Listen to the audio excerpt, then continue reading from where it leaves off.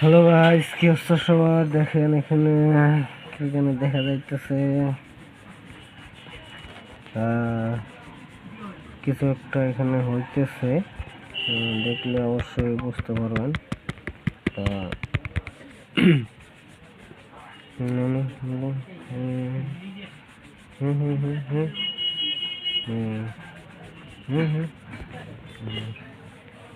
তো আপনারা দেখতে পাচ্ছেন, দেখতে পাচ্ছেন কাইচি। এটা কাপড় কাটাতে অনেক সাহায্য করে। এটা দিয়ে আসলে অনেক সুন্দর কাপড় কাটা যায়।